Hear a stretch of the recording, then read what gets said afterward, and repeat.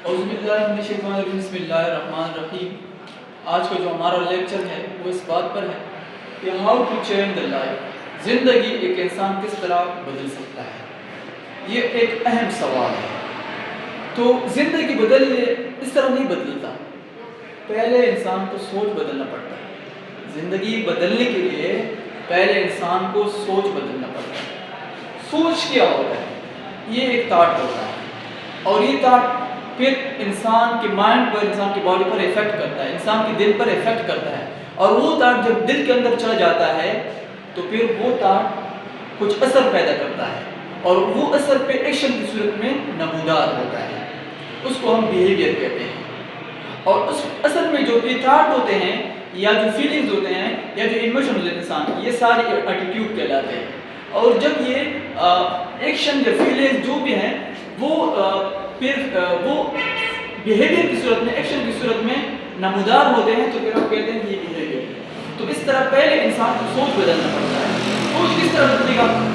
آپ کو قرآن مجید کی تلاوت کرنا چاہیے۔ آپ کو مثال کے طور پر اللہ پاک جو کہتا ہے قرآن پاک میں، اس کو سننا چاہیے کہ اللہ پاک کیا کہتا ہے۔ وہ انسان کی فلاح کے لیے صرف اور صرف قرآن اور حدیث پر عمل کرنے سے انسان کامیاب ہو سکتا ہے، اس کے علاوہ کوئی اور راستہ ہے نہیں۔ سوچ بدلنے کے لیے آپ کو قرآن اور سنت پر عمل کرنا ہوگا۔ اگر قرآن اور سنت پر آپ کا عمل نہیں ہے تو انسان کا جو نالج ہے وہ لمیٹڈ ہے۔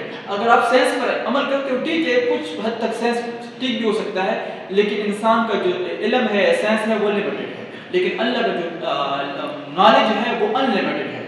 تو اللہ بہتر جانتا ہے انسان سے، اللہ سائنس سے بہتر جانتا ہے۔ تو آپ کو اللہ کو سننا پڑے گا، اللہ کیا کہتا ہے، اللہ کے رسول کیا کہتا ہے، تو آپ اس طرح بدل سکتے ہیں۔ جب آپ اللہ کے حکم اور نبی کے طریقوں پر چلنے پر آپ کو کامیابی ملے گی، اس کے علاوہ اور کوئی راستہ نہیں ہے۔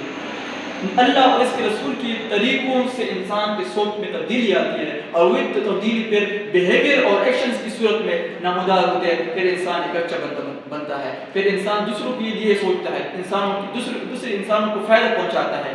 پہلے اللہ تعالیٰ کے حکم، اللہ تعالیٰ کے قرآن کے علاوہ ہمارے پاس کوئی اور راستہ نہیں ہے۔